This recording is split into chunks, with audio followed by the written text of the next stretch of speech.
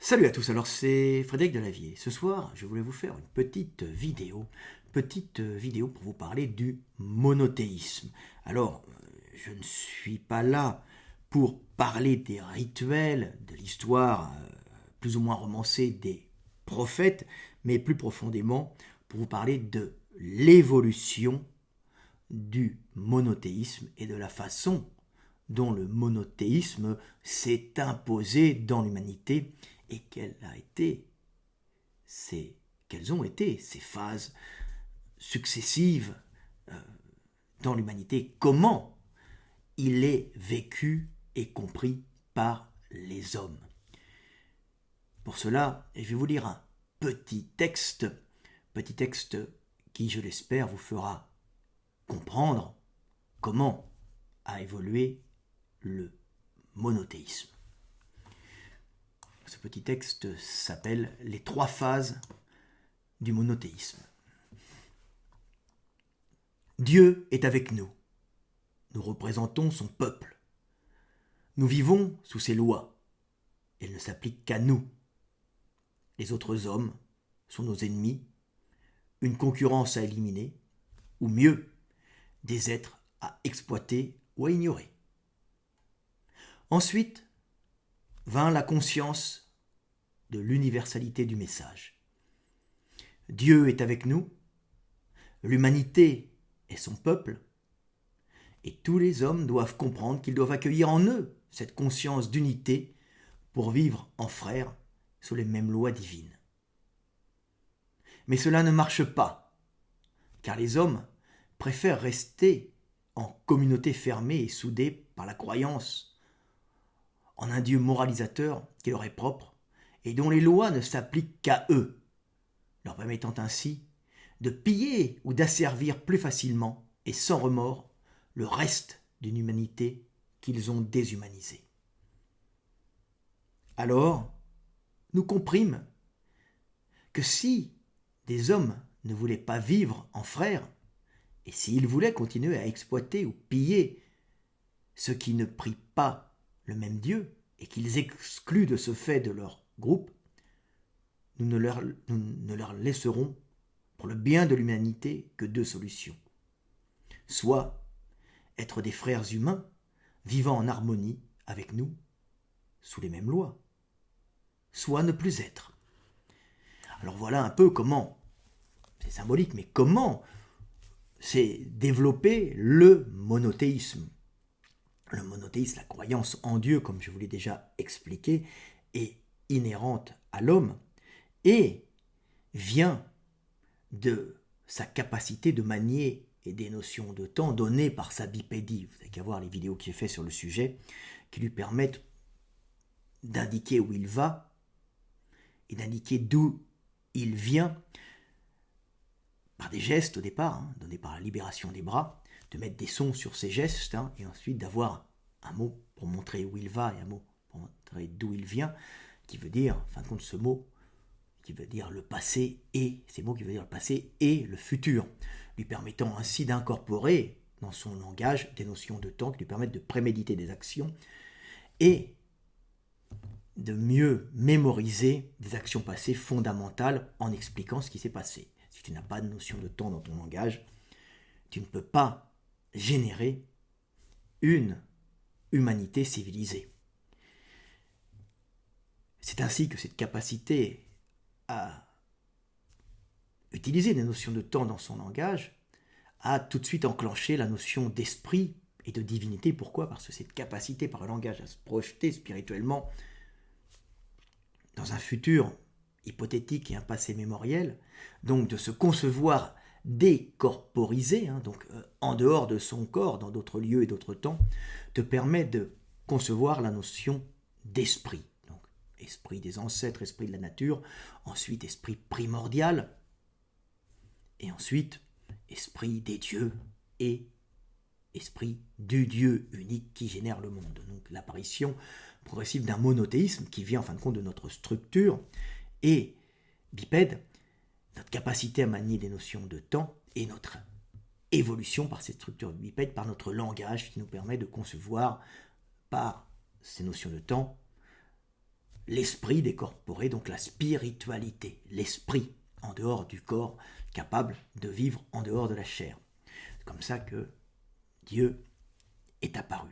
Mais le premier Dieu, les premiers dieux qu'on priait étaient nos dieux, le Dieu de notre groupe, qui protégeait notre groupe contre le reste du monde.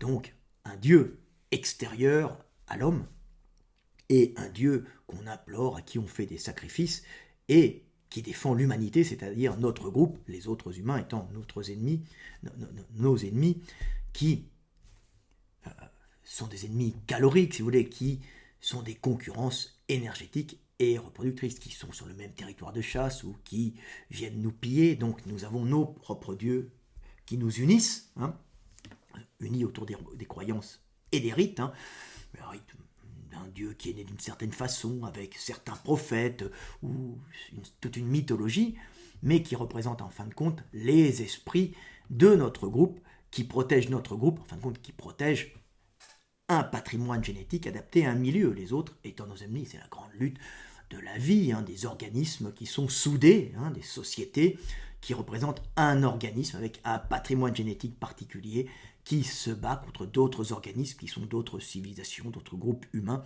avec leurs propres dieux, les croyances et les rites étant des liants qui permettent à un groupe de survivre et de s'affirmer parmi les autres, affirmant ainsi dans le monde biologique leur patrimoine génétique. Tout ça est lié, il n'y a pas une séparation réelle du spirituel et du physique. Donc, ça c'est la première étape du Dieu, notre Dieu à nous les autres, n'étant pas vraiment l'humanité. Ensuite vient bien sûr dans notre milieu, on va dire, dans notre Occident ou notre Orient, si vous voulez,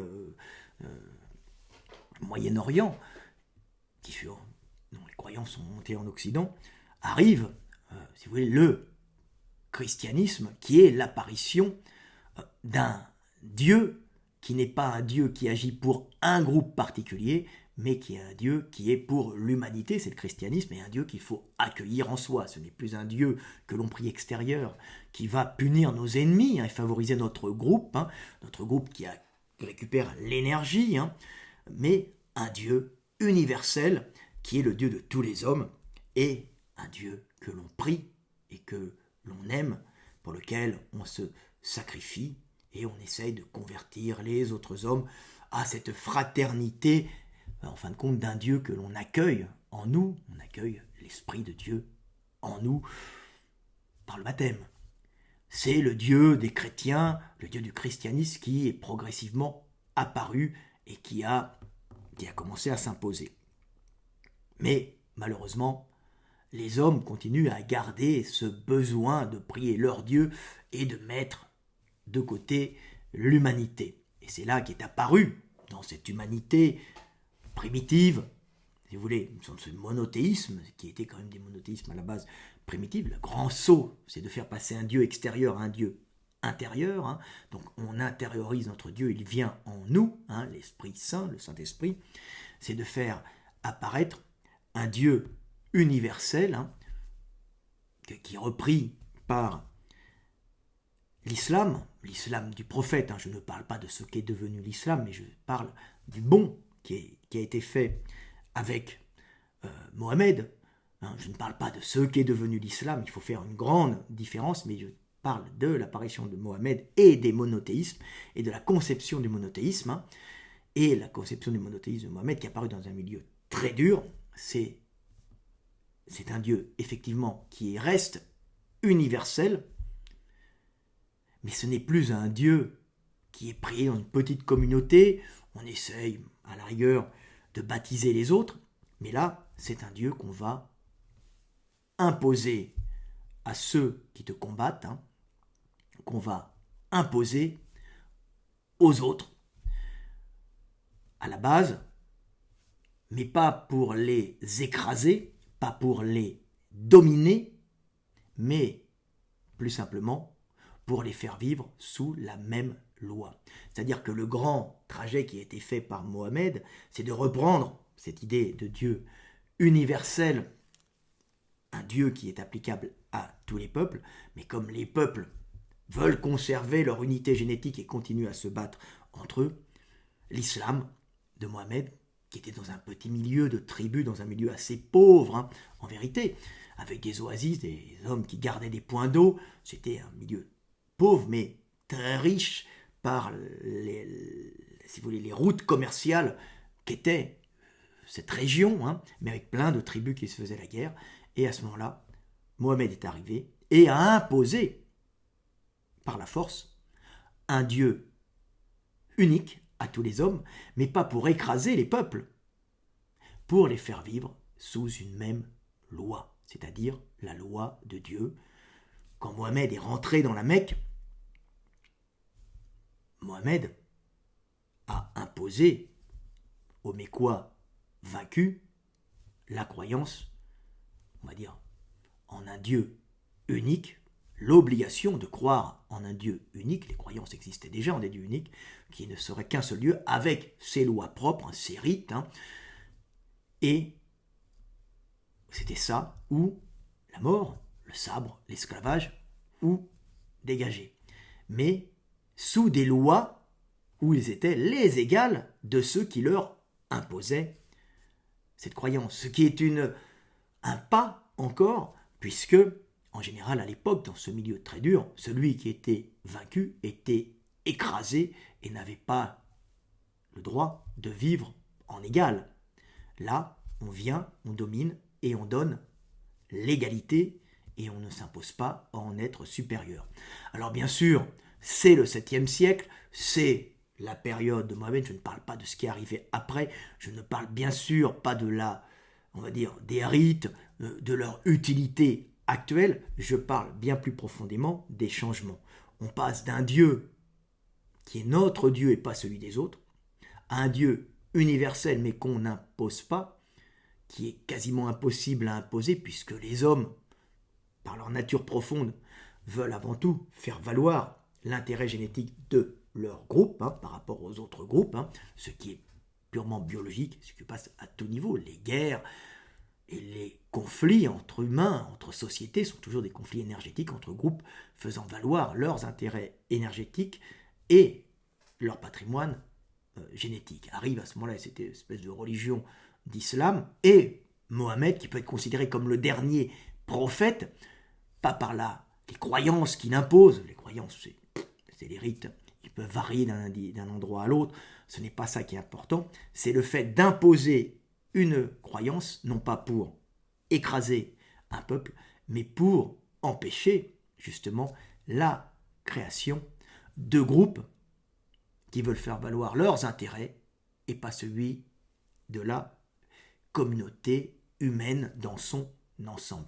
Et c'est là où le message réel de l'islam, on va dire du prophète, est réellement une avancée. Je ne parle pas des rites, je ne parle pas des croyances, des obligations et des interdits, je me parle au niveau philosophique, au niveau compréhension du monde et compréhension des avancées en philosophie, en religieuse réelle. Après, imposer des rites, ce n'est pas le sujet, ce n'est pas très intéressant. Les hommes, en général, appliquent des traditions et des rites adaptés à leur milieu. Mais c'est une progression spirituelle que d'imposer un ordre et une égalité. Alors qu'avant, il n'y avait pas cette imposition de l'égalité parmi les hommes. On imposait une supériorité d'une communauté par rapport à une autre. Et c'est là qu'il y a la progression. On impose un Dieu unique, nous sommes tous frères, et si tu ne veux pas être frère et vivre sous les mêmes lois, on te tue. C'est juste ce passage qui est, en fin de compte, la grandeur de ce passage à un islam qui est une progression spirituelle. Elle n'est pas dans les rites, bien sûr, elle n'est pas dans les excisions, il n'y a pas d'excision, mais dans les circoncisions, elle n'est pas dans les interdits, ça n'a rien à voir. Manger du porc en Hongrie, par exemple, c'est une obligation, parce qu'à un moment, il n'y avait pas d'autre chose à manger l'hiver, et si tu voulais manger du mouton, tu ne peux pas. Donc, on ne parle pas de ça, imposer des prières, ce sont des rites. Les rites, c'est très important pour souder, mais ils peuvent être différents d'une communauté à une autre. C'est comme Noël, j'aime fêter Noël parce que ça soude les gens de ma région, on se retrouve entre eux. Mais je parle de spiritualité, de conception de Dieu, d'unification d'une humanité. Donc voilà, maintenant il faut dépasser tout ça, mais je vous ai montré pourquoi il y avait une progression dans les monothéismes. Voilà, je ne suis pas religieux à proprement parler, je suis quelqu'un qui croit profondément en Dieu, puisque nous sommes tous, en fin de compte, divins, puisque nous ne sommes que la mémoire génétique de notre lignée, qui sont des automatismes de réaction par rapport